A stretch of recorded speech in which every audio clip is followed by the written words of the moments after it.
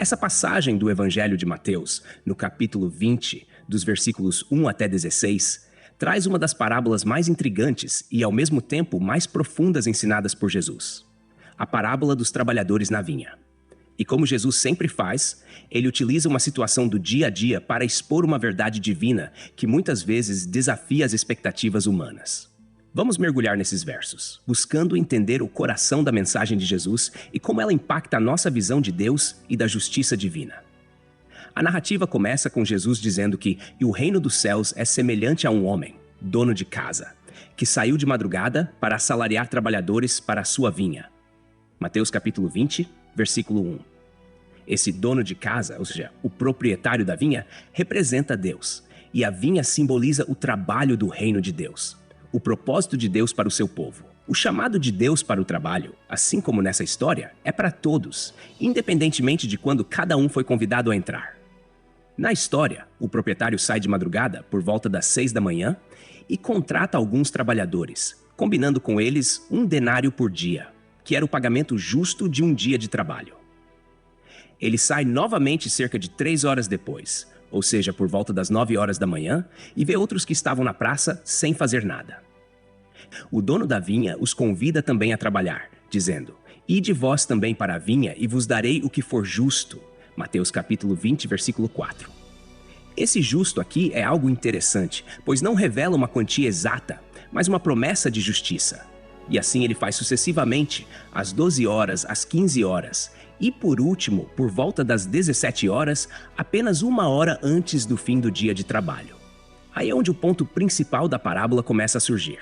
Quando chega o momento de pagamento, o proprietário orienta o administrador a pagar todos os trabalhadores, começando pelos últimos que foram chamados até os primeiros. E, surpreendentemente, os que começaram a trabalhar às 17 horas recebem 1 denário. O mesmo valor acordado com os que trabalharam desde as 6 horas da manhã.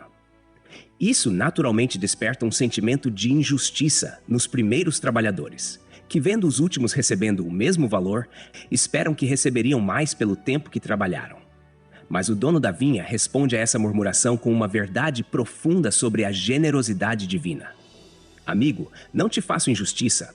Não combinaste comigo 1 denário? Toma o que é teu e vai-te, pois quero dar a este último tanto quanto a ti." Mateus capítulo 20, versículos 13 e 14. Nesse ponto, Jesus está nos mostrando algo grandioso sobre o caráter de Deus. Sua graça e misericórdia não são medidas pela lógica humana. Para nós, muitas vezes, a justiça é uma questão de merecimento e proporcionalidade. Porém, o Senhor nos ensina que, no reino de Deus, a graça transcende qualquer lógica matemática de retribuição. Deus é justo, mas sua justiça é temperada pela sua infinita bondade e amor. Ele chama quem ele quer e abençoa conforme a sua vontade soberana, não segundo o que cada um pode merecer. Essa parábola também traz um alerta poderoso contra a comparação. Aqueles primeiros trabalhadores se ofenderam porque olharam para os últimos, e não para o contrato que tinham feito com o proprietário.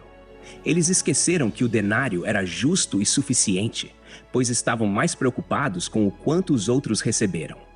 Jesus parece nos lembrar que, se fixarmos nossos olhos nos outros, facilmente caímos na armadilha da ingratidão e do ressentimento.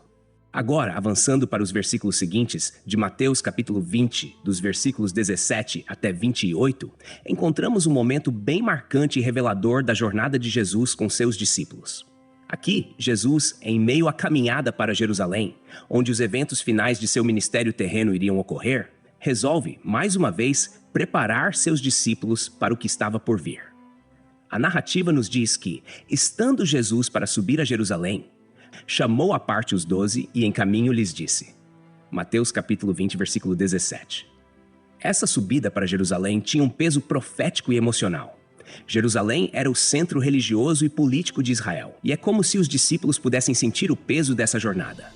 Jesus sabia o que o aguardava: sofrimento, rejeição e, finalmente, a cruz. E ele decide abrir seu coração e partilhar o que estava prestes a acontecer. Ele diz claramente: "Eis que subimos para Jerusalém, e o Filho do Homem será entregue aos principais sacerdotes e aos escribas.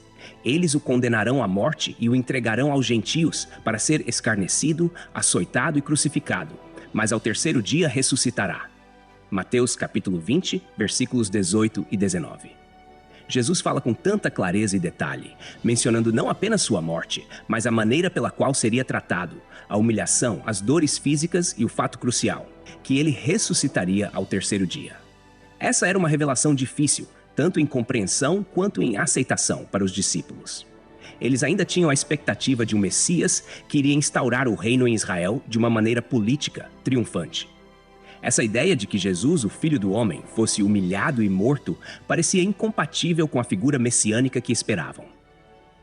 Logo após essa conversa, encontramos uma cena curiosa que demonstra bem essa incompreensão dos discípulos sobre o verdadeiro propósito de Jesus.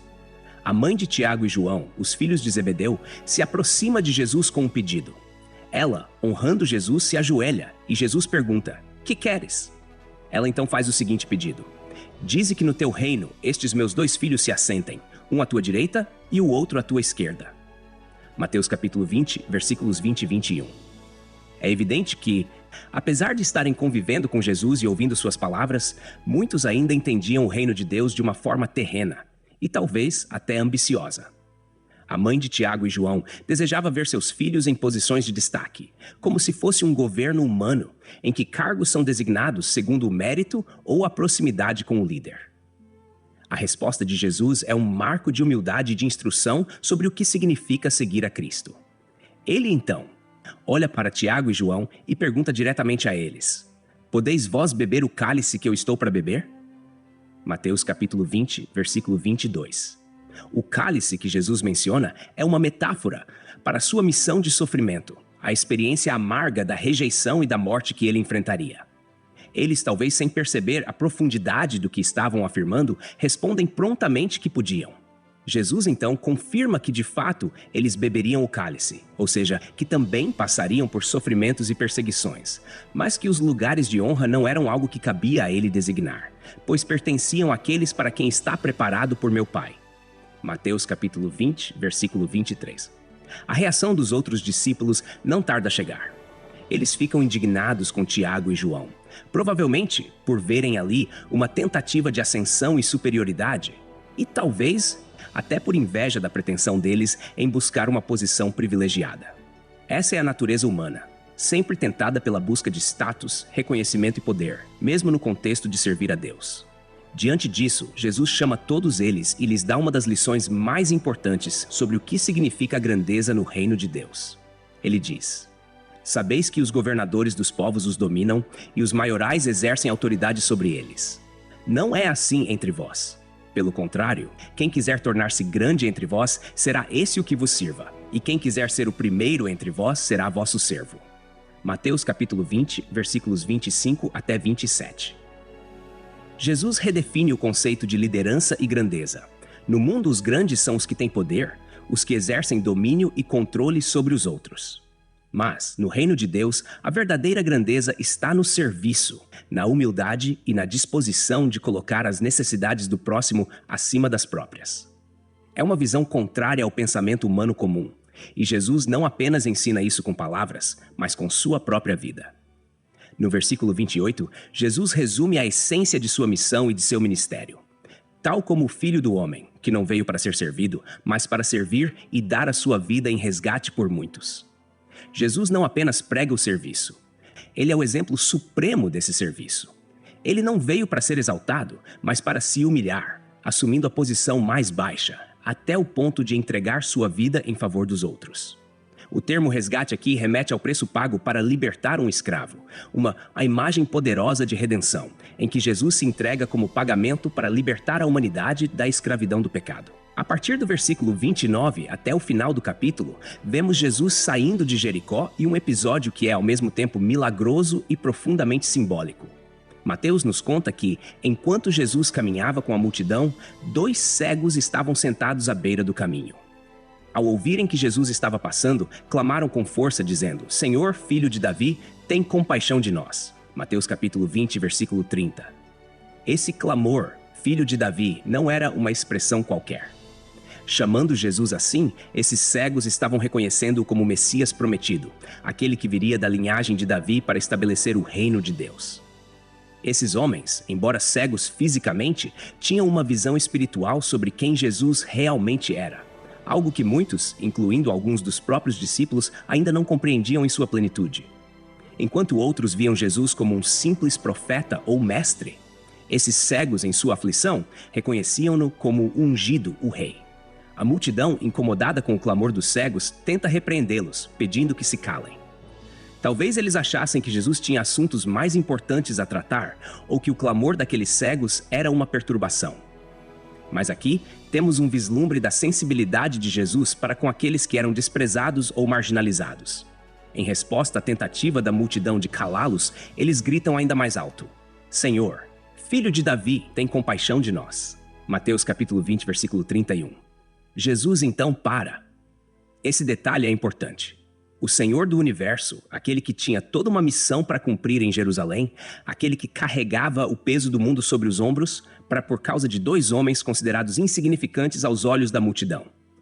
Ele se importa com cada um de nós, com aqueles que, aos olhos do mundo, podem parecer sem importância. Então Jesus se aproxima e, com grande compaixão, pergunta: que quereis que vos faça?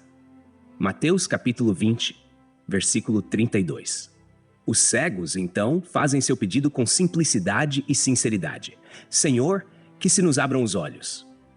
Mateus capítulo 23. Esse pedido, embora simples, carrega uma profundidade espiritual. Eles queriam enxergar, tanto física quanto espiritualmente, desejando serem libertos da escuridão e da dependência. E isso é exatamente o que Jesus veio fazer: trazer luz aos que estão nas trevas, restaurar a visão àqueles que espiritualmente não conseguem ver o caminho. Cheio de compaixão, Jesus toca os olhos dos cegos e imediatamente eles recuperam a visão. Mas o detalhe final é que eles, em vez de voltarem à vida comum ou aos seus afazeres, o seguiram. Mateus capítulo 20, versículo 34. Eles se tornaram seguidores de Jesus, discípulos na caminhada, testemunhas do poder e da graça que haviam experimentado. Essa cura encerra o capítulo com uma mensagem poderosa sobre a compaixão e a missão de Jesus. Ele nos ensina que o reino de Deus não está focado naqueles que o mundo considera fortes ou influentes, mas está disponível para todos, especialmente para aqueles que clamam por misericórdia. Texto e produção Douglas Vieira. Trilha sonora 50 Sounds, faixa The Storyteller, música por 5sounds.com, voz ChatGPT 4.0. Bibliografia: Comentários expositivos, Hernandes Dias Lopes, editora Agnus.